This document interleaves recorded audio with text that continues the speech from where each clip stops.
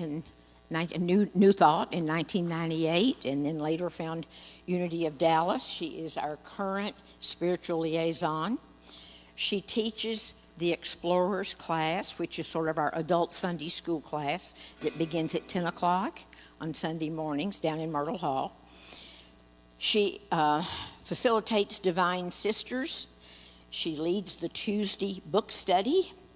She is a retired teacher, and she wants us to know that she loves to spend her downtime, spare time, with her 4 beautiful granddaughters and with Gerald. Welcome, Deb.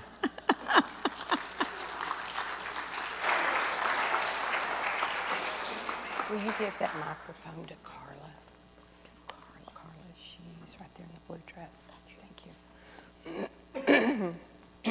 Welcome to Unity of Dallas. Wow, so good to see so many people here. And I'm so excited to talk about the law of giving and receiving. So you know, some of you that come to my Explorers class, that I love talking about the laws. I love talking about the laws because they are spiritual laws. They are spiritual laws that God has put in place, that God has put within us because God made us. So we contain these laws. Our work is to learn how to use them. That's our work. Well, I never heard of a spiritual law till I came here, right? I wish I'd known that when I was 13. I would have started working those laws to get boyfriends and the right boyfriends. Yeah, I could have used that in all kinds of ways to get good grades, to circumvent my teachers. I could be fooling them all the time. So let's look at this first sort of the verse from the Bible. God so loved the world that he gave. And you are created in the image of givingness. So everything that God is, you are. Everything that God is, we are. It's like, oh, not really, because I have bad thoughts. You know, I'm sure God doesn't have bad thoughts. No, God doesn't have bad thoughts, but we have what's called an ego. And you know what? I've studied that for years, and I'm like, how can God give us an ego? Because it's our ego that gets triggered. It's our ego gets mad at that driver.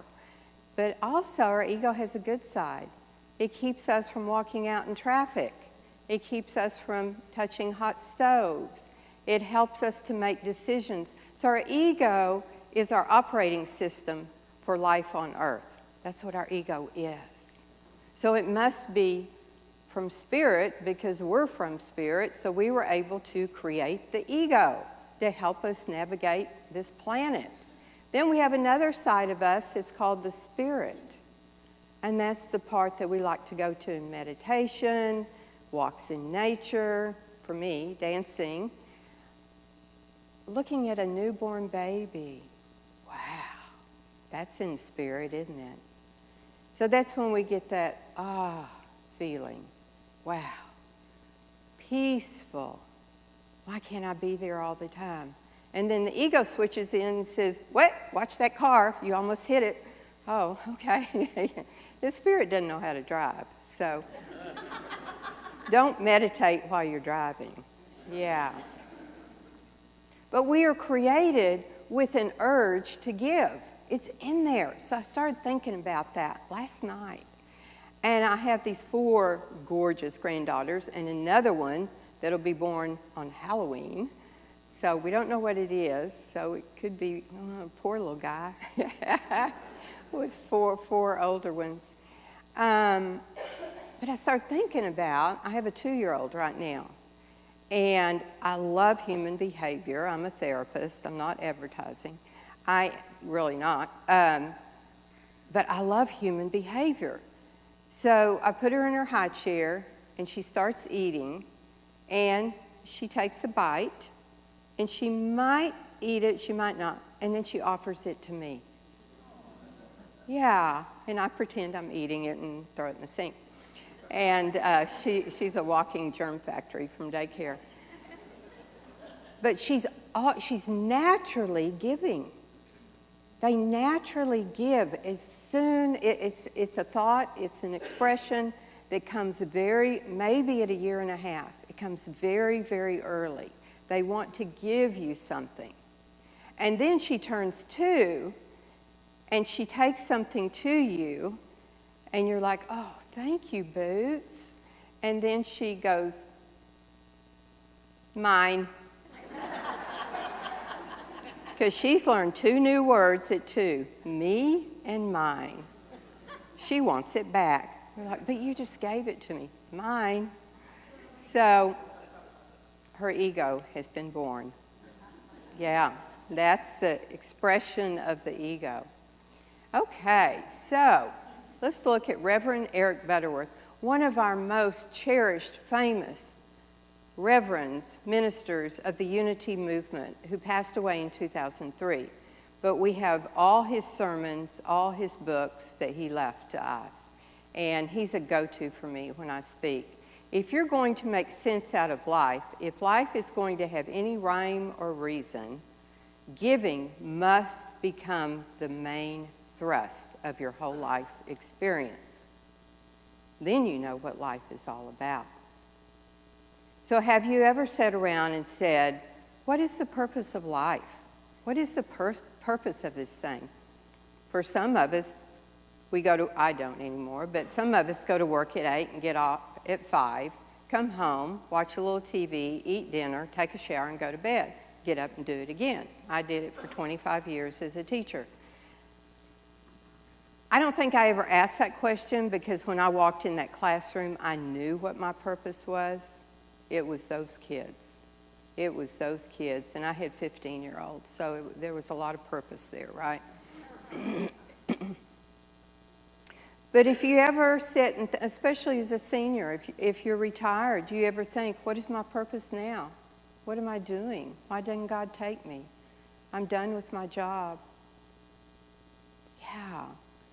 So I propose you figure out a way to give. That's your purpose. That's always our purpose, is giving. Always. So, of course, I'm advertising giving at church. Find a place, this beautiful brunette down here that was giving the announcements. She's in charge of the next desk, Ann Sadowski. And visit her on the way out. She's got all kinds of places where you can volunteer in the church. And I think when you volunteer here, you get a sense of ownership or partnership in your church. It's not just a place that you come for the service and you leave, maybe even without fellowship in Fellowship Hall. Go to Fellowship today, Taco Bar, and sit at a table and get to know. Sit at a table you don't know anyone if you're here by yourself or if you're new. And join in and get to know people and feel. I know this because when I was a single mom in 1998, I came here and I dropped my kids. They wanted to go to the Baptist church because all their friends were there. So I dropped them off at Park Cities Baptist, came racing down here, and the only seat left was up there in the balcony. And I sat and listened to Reverend David McClure, who was awesome. And then I left. I just left. I never joined into the church. I never volunteered. I never became a partner in the church. And I really didn't feel a part of it. And 2 years later, the singles group dispersed and went to another church, and I went over there. I came back 10 years later when I wanted to become a licensed teacher. So ask yourself now, I love scaling. I do this a lot in therapy. This is called the happy scale. On a scale of 0 to 10, 10 is the best, how happy are you? Number's already popped in your head. It's already popped in. If you're an 8 or a 9, I say you're there. You're happy. Some things happen out there, right, that disturb us. But as we know in Unity, it's not what happens out there. It's how we think about what happens out there. What we think that happens out there. Because we can change our thoughts at any time. This is so unity. This is principle number 3. Change your thoughts, change your life. Yeah, but I didn't get this, or I didn't get what I wanted. Change your thoughts. You didn't get it because you weren't supposed to get it. Because everything's in divine order. Everything's in divine order. That is the most beautiful belief I've ever heard. So I get a divorce and have a 2-year-old and a 5-year-old. Is that in divine order? Well, fast forward a few years. Yes, it was in divine order. It was perfect. I wouldn't have found this church. I came here looking for a man. Yeah. I heard that they had 200 people in their singles group. What better place? I didn't know anything about unity, but I knew a lot about singles groups. The Methodist Church, Lover's Lane Methodist, had a singles group that was quite large, and they had dances. So I started going to their dances, and then I came over here to check this out. And wow, the beliefs, the theology, the practices just amazed me. Dottie Gandy was my first teacher, who's passed away. I just sat there amazed at adult Sunday school listening to her. So if you're not happy, figure out where to give. And giving doesn't have to be a volunteer job or position. It can be calling somebody that you know is homebound. And promise yourself you'll call them every week. It could be visiting someone. It could be sending someone a note and just say, I love you, I'm thinking about you, or a text today. But give, give, give. I'd like to bring someone up here that gives a lot in my kitchen. So I have this troop of 18 women that run the kitchen, not all at once. This is Carla Burns. Come on up, Carla. Of course. So she's wearing her wings today. She is a kitchen angel. And she's going to share with you what it means to give to the church, to volunteer. It's all yours. Thank you, Deb. All right. Hello, everyone. I wish you all could have seen the look on my good friend's face when I told her I was volunteering in the church kitchen. It was a look of straight horror. Why, you might ask? Well, I don't cook. I can cook. I want to set the record straight, but I just choose not to. But the good news is, to be a kitchen angel, you don't have to cook. And when I was volunteering, everybody said, oh, it's so much fun. But they didn't tell me that it's way more than fun. What I have gotten out of volunteering in the kitchen is connections I never would have made before. I was like Deb, go to church for an hour, then go and leave. The friendships, the fellowship, the love, the hugs, that comes back tenfold for the time I put in. Did you all know that Amy has flown a plane before? Or Peggy has, what can I say, adventures with her teenage granddaughter? Billy Rich and I have the same birthday. Whoa! And don't forget to save all the scraps for Cynthia's birds. And I must get an update on Eva's sweet Loki. People don't care how much you know about them. They care about how much you care about them. These are the kinds of things I never would have learned if I just sat here for an hour and left. These blessings really do multiply. And when Deb asked me to talk about what it means to me, I thought, you know what? This is a great opportunity for me to say thank you for serving you. I would say that being a kitchen angel feeds my soul. And I don't have to cook.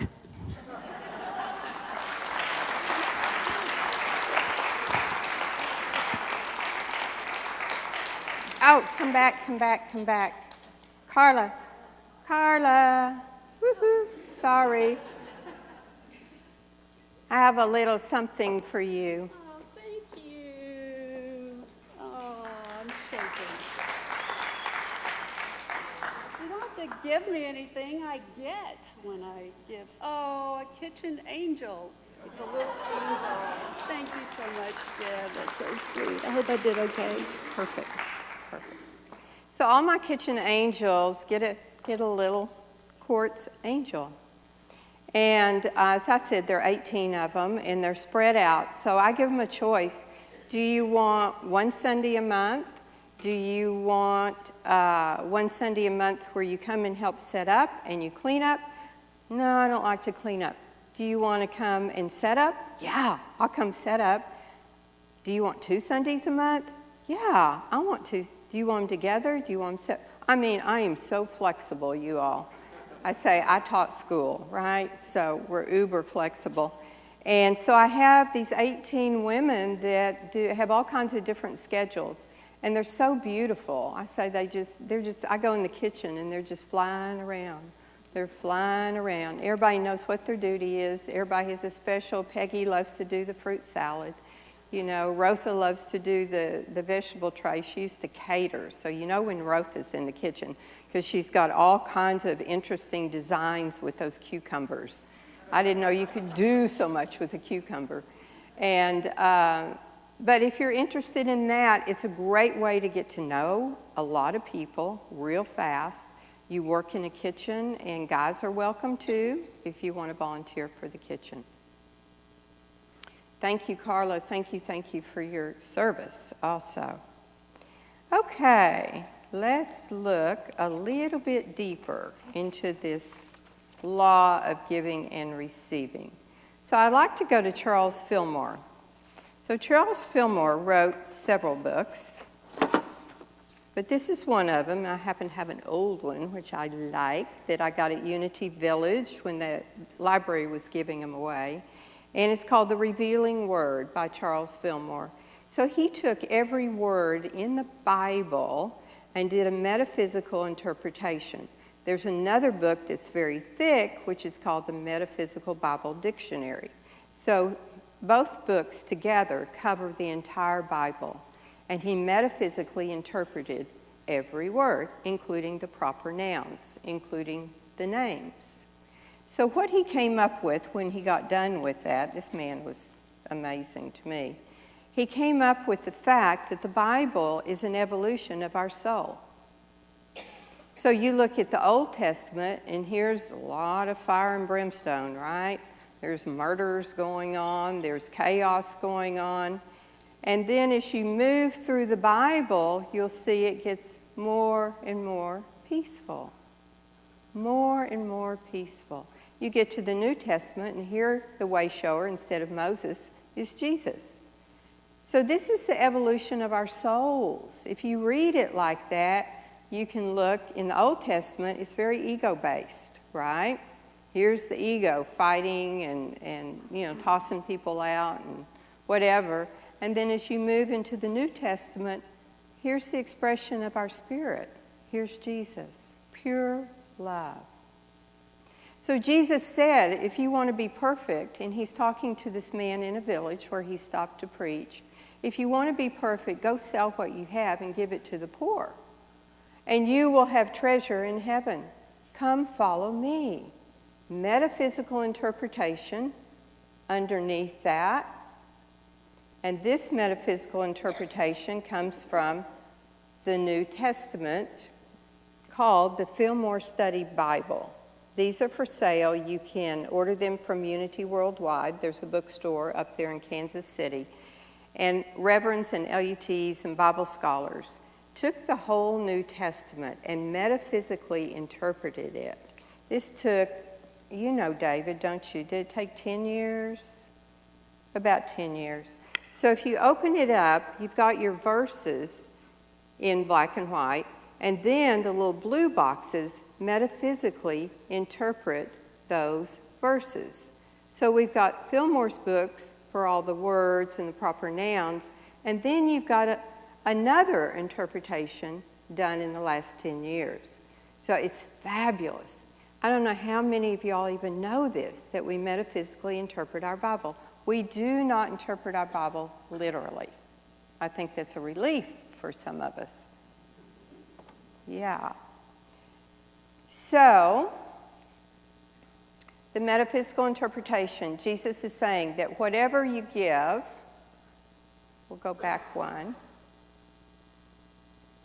Whatever you give, money, time, love, you are creating a giving consciousness, which is heaven on earth. That's heaven on earth. Kingdom of heaven is right here, right now. Do something today to give to someone. Don't give to get. Give to give. Just give with no expectations. That's how you work this law. Just give. And you are in the kingdom of heaven. You have just entered your spirit. Your spirit is the kingdom of heaven. I always say gratitude is the quickest way to get into your spirit, to get into that peace and that love. Gratitude. Well, I would now add giving. Giving. It could just be helping someone down the stairs, right? It could be that easy. You see somebody in the grocery store that's having a hard time, ask them if you can help carry out their groceries. Whatever, but don't expect anything. There's the good part. Don't expect anything. So from this little book I showed you, Revealing Word, I always look up whatever topic that I'm going to be talking about. Giving and receiving. It is necessary to give freely if we are to receive freely. The law of receiving includes giving, and it goes the other way around. The law of giving includes receiving. They work in tandem. They work in tandem. But, you got to do a little bit of work for this. Jesus said, give, and it will be given to you. A good measure, pressed down, shaken together, and running over, will be poured into your lap. I love that. Jesus had the most descriptive language. He would have been a great English teacher. Yeah, look at that. It will be given to you a good measure, a good amount, pressed down, shaken together, and running over will be poured into your lap. That's beautiful language. For with the measure you use, it will be measured to you. So what you give out will come back to you. It will come back to you, but don't expect it. See, that's our work. Well, I'm only going to do this if I get something back. What do I get back in the kitchen? I wonder if they give away free food. Well, we do. There's always leftovers, and I tell the girls, split it up. Split it. So lots of watermelon goes home. But I don't know of one kitchen angel that comes in there to get. Now, maybe Cynthia. Where are you, Cynthia? She wants bird food. But I don't think she expects it. But she does put out a little box that says bird food on it, and any scraps that we have go in that box. I can't believe that her birds eat mayonnaise, but whatever. You got some weird birds, girl.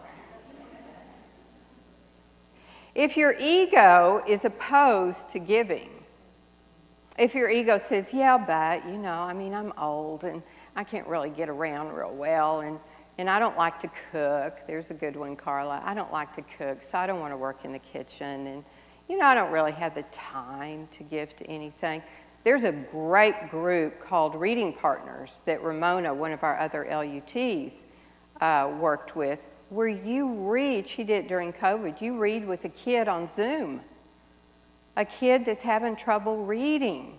I mean, what a great gift. If you're not working, what a way to give to this child to help them improve their reading.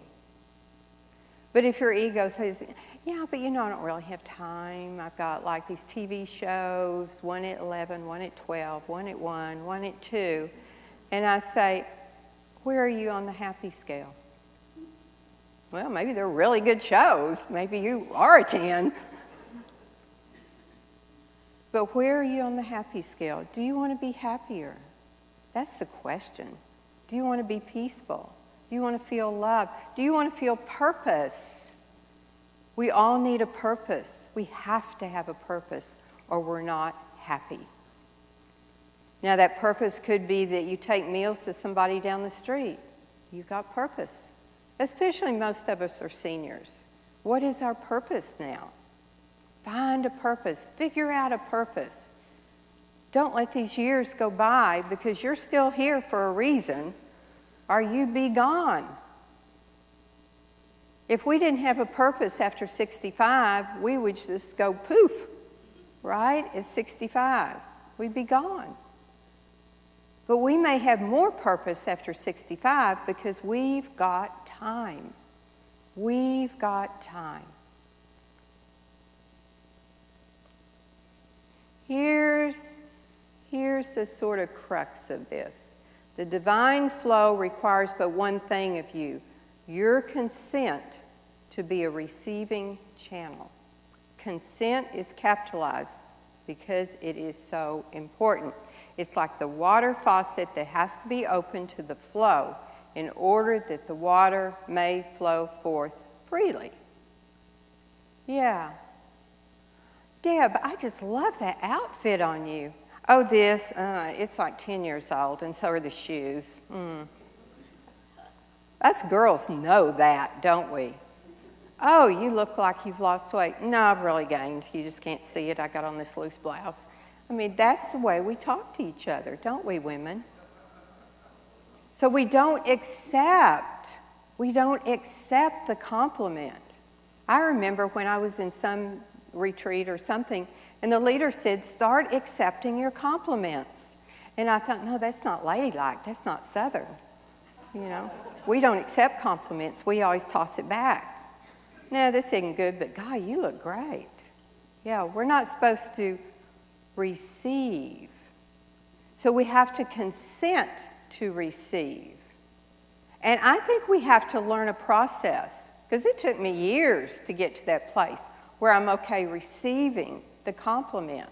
It took me years of retreats and therapy and this and that to, in a relaxed way, say, thank you, Billy. That feels so good. Thank you for saying that. And the other part of me says, I gotta compliment her back, right?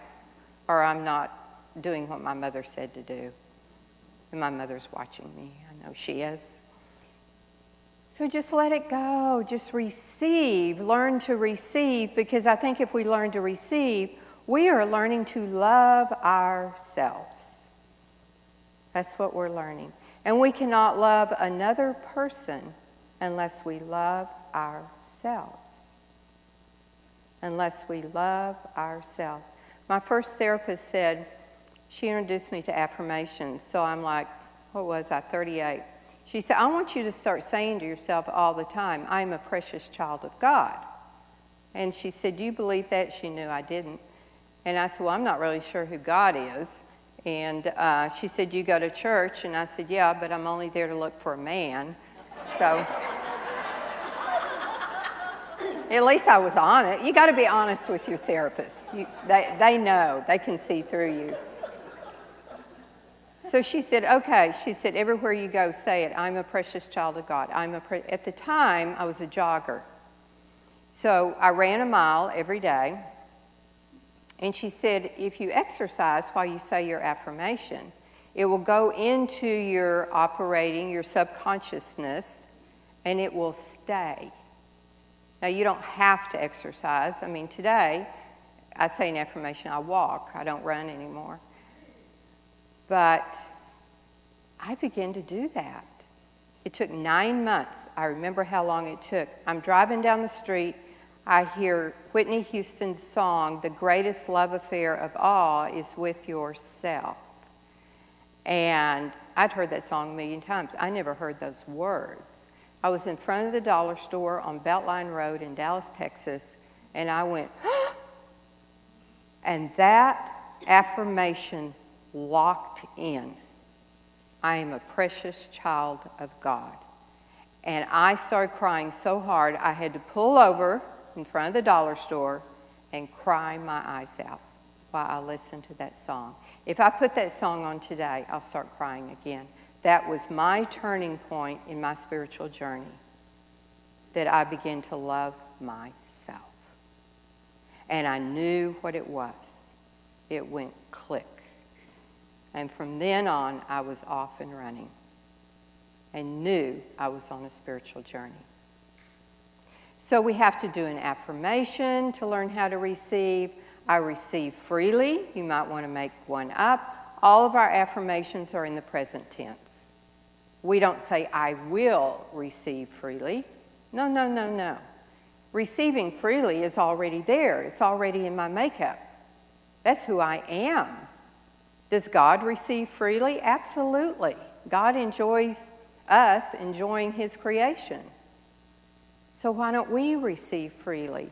Turn on the faucet. Don't just turn on one. I sort of receive freely. Turn them both on. Let it flow, you all. I'm going to skip that one and end with Reverend Eric Butterworth, who was born in 1916, died in 2003. He had so many people in his congregation that he taught or preached in Carnegie Hall. His church was in New York City. He says, in any situation, find some way to give. Give your way into a new consciousness of inpouring, always expecting the best. And that's unity. That's unity theology at its best. Always expect the best, because the best is who you are. You're already there. Come to my Tuesday book study. We'll have a table out in the lobby next Sunday. We just started a new book by this man, In the Flow. In the Flow. It's even got the word flow in it. We'd love for you to join us. We're hybrid every other Tuesday.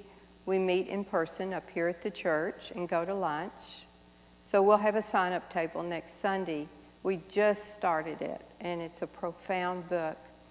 But find some way to give. And if you're a 5 on that happy scale, it's time to raise it to a 10, because you are a 10.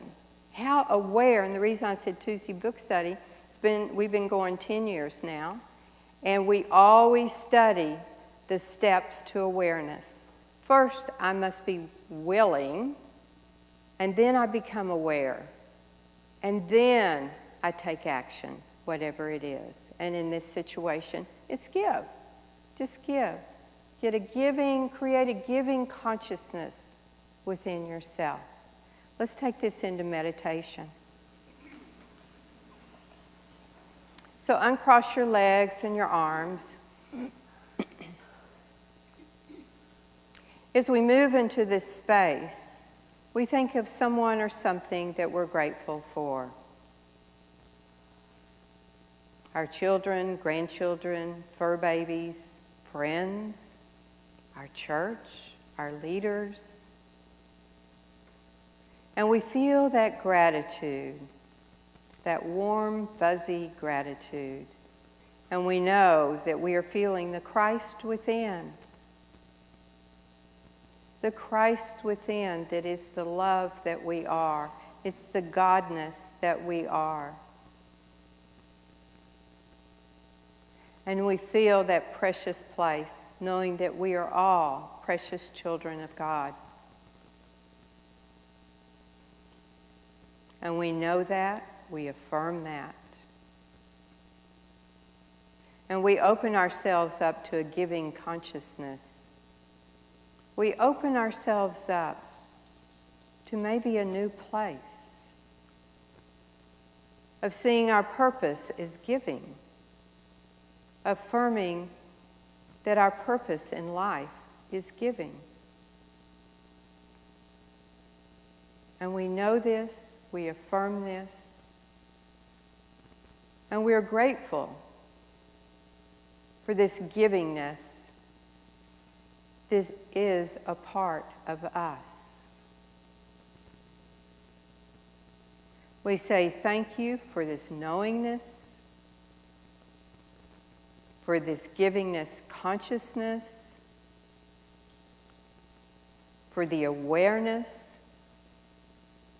that we have of our divinity. And we say thank you, Father, Mother, God, in the name and power of Jesus the Christ. Amen.